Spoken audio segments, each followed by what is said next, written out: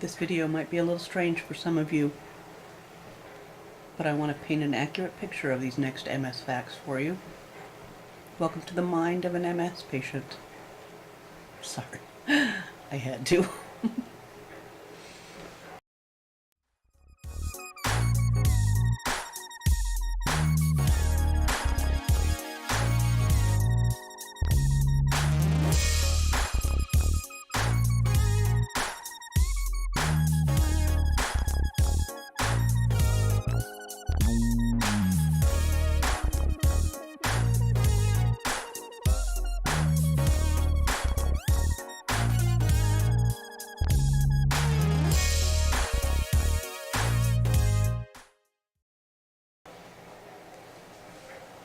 Welcome back to MS 24/7 365. It's great to see you again.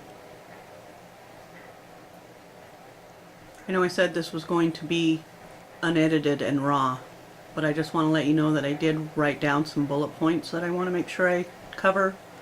If I don't write them down, chances are I'll forget them. Now, first, here's what the National Multiple Sclerosis Society says about cognitive and emotional problems. Cognitive changes refers to a range of high-level brain functions affected in more than 50% of people with MS, including the ability to process incoming information, learn and remember new information, organize and problem solve, focus attention, and accurately perceive the environment.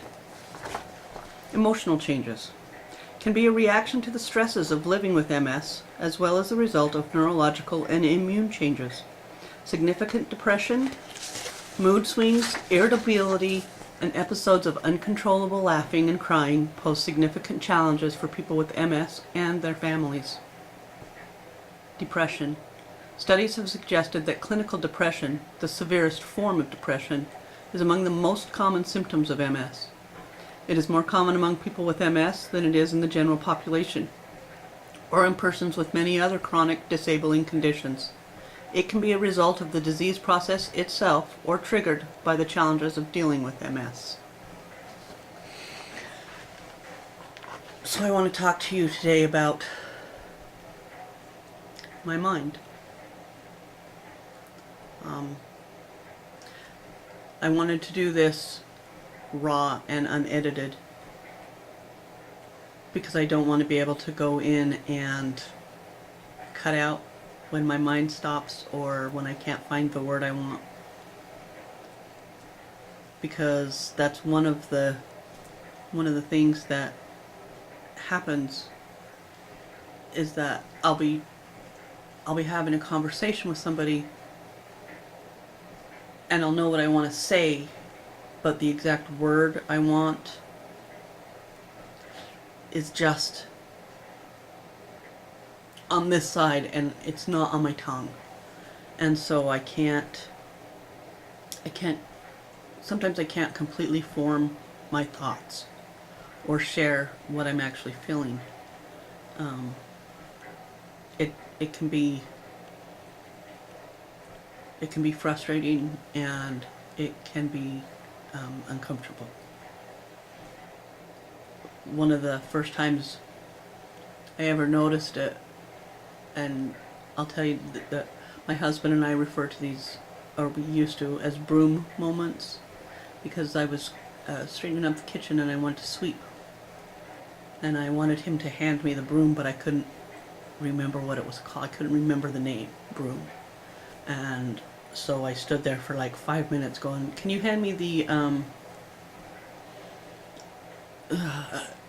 and I'm doing the, miming, sweeping, and finally he said, you want the broom? And it happens a lot. But from that point we called them my broom moments because it was kind of common and kind of funny for a while that, I'd be talking and all of a sudden I would lose my words. And I actually do it a lot more now. It's not very fun. One of the other things that happens is I'll forget if I make an appointment. Like doctor's appointments and stuff, I have to I have to keep them in my calendar on my phone, and I keep them in my computer, and I mean I have reminders everywhere because I can make an appointment for tomorrow, but somebody will ask me about Wednesday and they're not connected, even though tomorrow is Wednesday. I'm filming this on Tuesday. Anyway, but to me that doesn't, they're not connected. And so if I make an appointment, let's say the 3rd is a Wednesday, I make an appointment for the 3rd, but then somebody says, hey, what are you doing Wednesday? And I'll be like, I don't know. But because they're not connected. The 3rd and Wednesday aren't the same thing to me sometimes, most of the time. And I have been known to forget appointments. I have one doctor that if you make an appointment and it's within the same week, they don't call to remind you, and I have told her that she has to call and remind me, because even though I just made the appointment, there's a good chance I won't remember making it. Which, might be more work for them, but, if they want me to make my appointments, they'll do it. And they've been good about it, so there's that. Which, if I forget scheduled appointments, you can be pretty sure that I'm going to forget people's birthdays. Family, my husband's birthday, I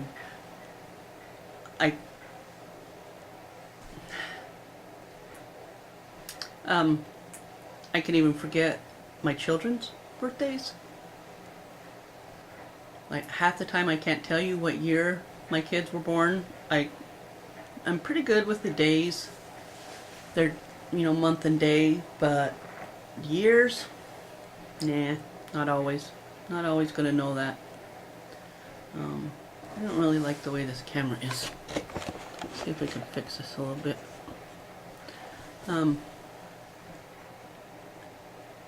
So, when you can't remember your children's birthdays, that can be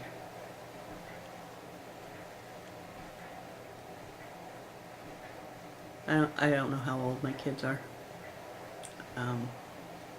The one that lives with me, I know how old she is. She just had her birthday last week, so I know she's 20.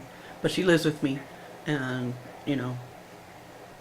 so I don't know, it's different because we discuss her age on a regular basis or whatever, and it's just right here, whatever.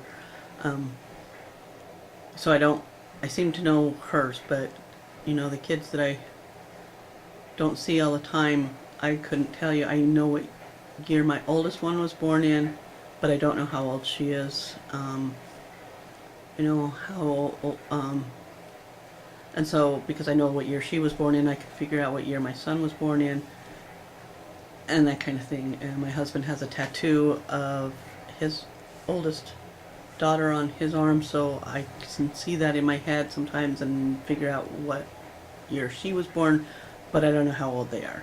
I don't know. I have no idea. It's just, I don't know.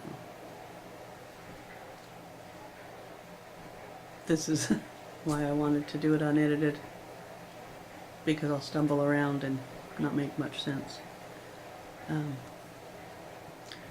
Also, besides birthdays and appointments, I can't remember phone numbers or like my PIN numbers or passwords. I have them all written down in a book, alphabetically, so that if I can't remember it, then I can look it up at least and find it. It can be kind of frustrating when you go to the bank to use the ATM and you can't remember your PIN. Done it several times.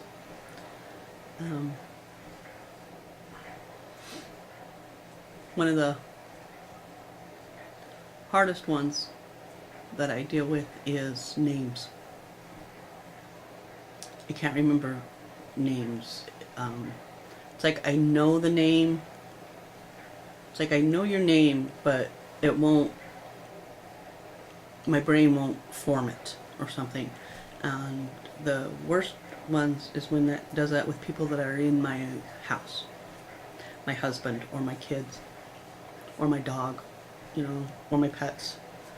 And I will look at them and I won't be able to remember their name. It's no different than, you know, not knowing what to call a broom, you know, or whatever. It's no different. It's just that it happens to be a person. And so if I can't remember their names, I do a lot of calling you hun, because I can't remember your name. And it's not that I can't remember your name, it's that I can't say your name. Somewhere I know your name, but I don't know.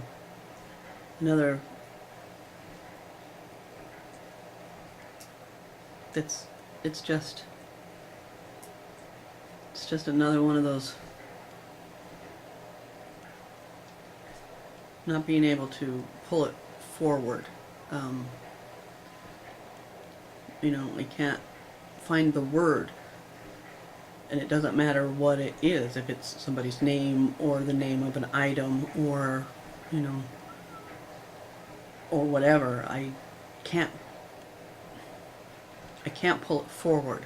It'll be like I can feel the word, but I can't, it won't, it's just that far away, and it's really frustrating.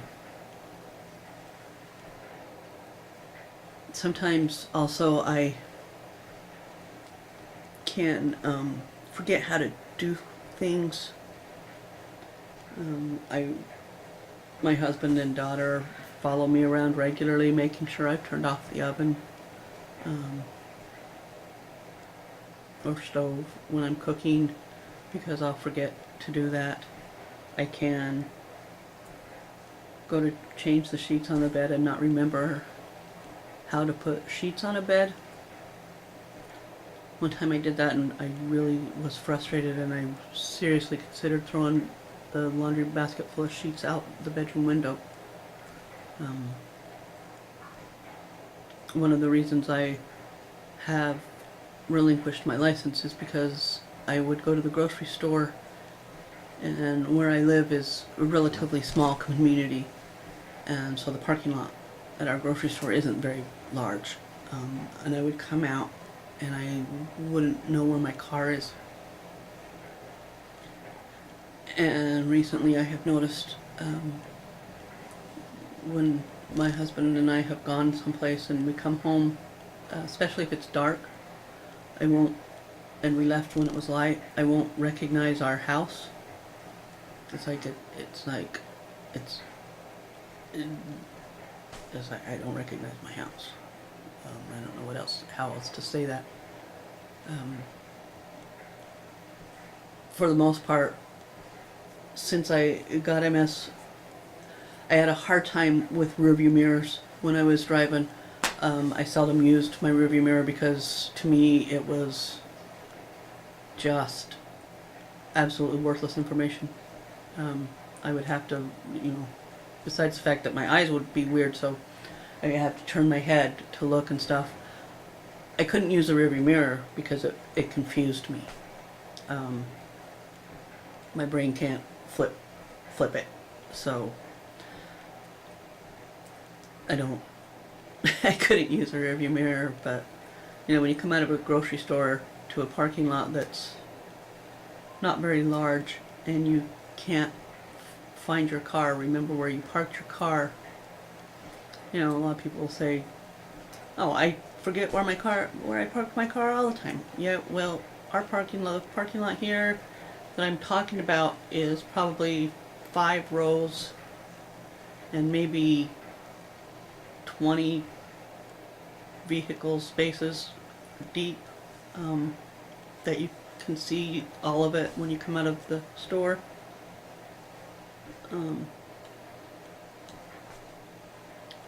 And I wouldn't be able to find my car. I had one car that luckily when I would click the button, at least it would, when I would push the key fob, it would beep beep. So I'd be able to sort of find it. That helped. One of the things I can't do, which is, related to the whole being able to think and process, I can't multitask.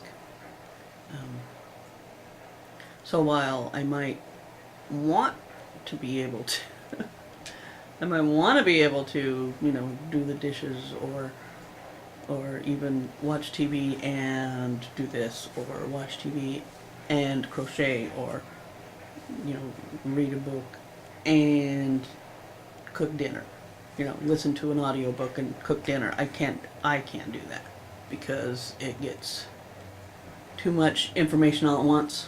Really gets bad. I know I've said stuff about going to family things and being there for a while and then having to come home because it's too much information input all at once. When the family starts talking, when I'm at a family function and everybody starts talking and the stories start going and everybody's sharing and having a good time, and to me it's confusing because it's like this information's coming over from here and this information's coming over here, and it's just too much all at once. A lot of noise confuses me, whether it's the TV's up too high or if the TV's down too low. That confuses me.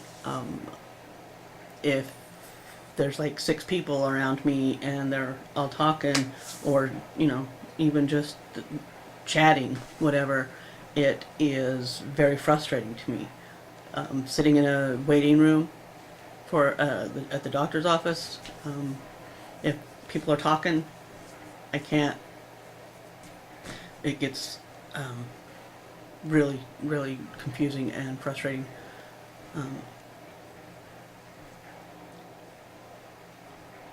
It's like anything stressful or difficult, and the stress can be a good stress, because sitting around with family is stressful. It's stressful. It's a good stress, but it's still stressful.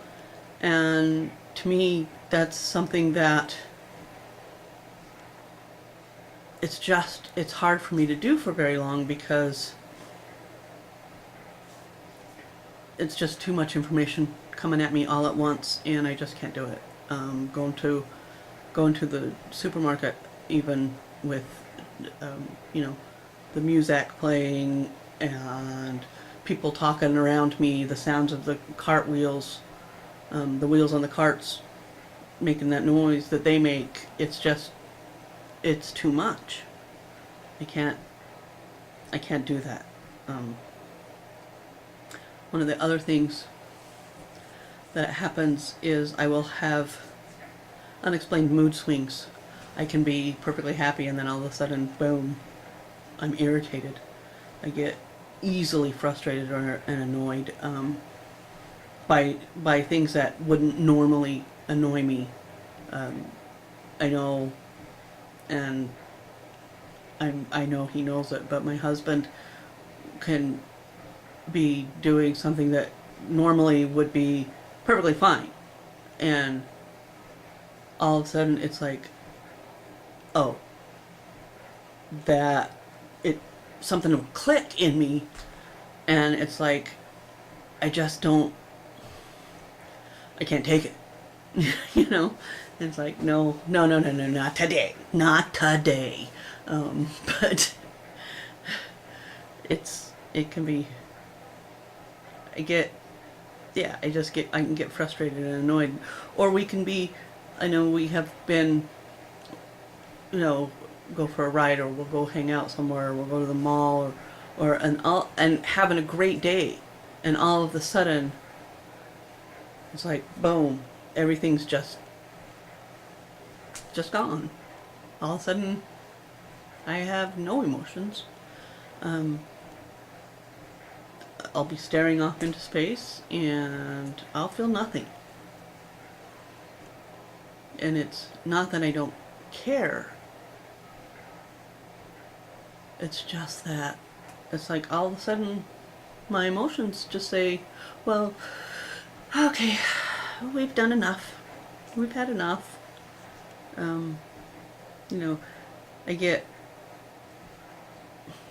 can have incorrect emotional responses. I can't remember what they call it. It's affect disorder or something.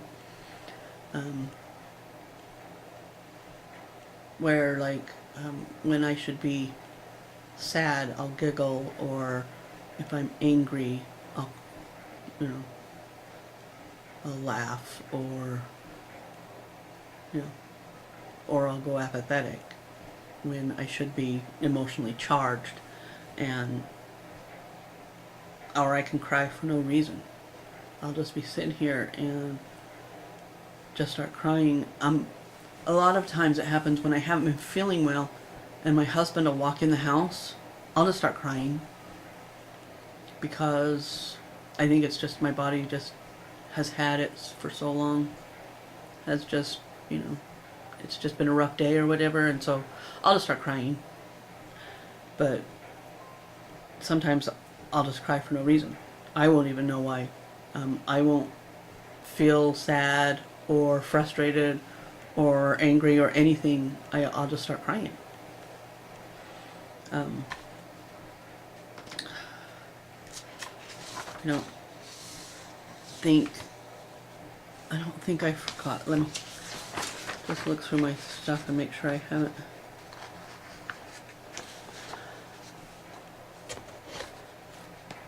I think I covered everything I wanted to.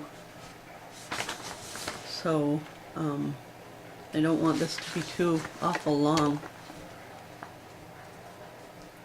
But, I just want to share that with you about, you know, emotions, cognitive, emotional problems, and, you know, but I wanted to do it where I wanted to do it live because I wanted it to be more real. I didn't want to be able to, or I did it unedited, not live, because I didn't want to, I didn't want to change it. And I've said it's going to be unedited, so I won't edit it. I want to thank you for hanging out with me today. Hopefully you learned a little something about MS and people living with MS, and maybe a little even about me. If you like this video, hit the like button. If you like me, hit the subscribe button. And if you want to know when I upload, hit the notification bell. I try to upload, you know, a couple times a week. I'll see you later. And remember, life doesn't stop just because you have to. Thanks.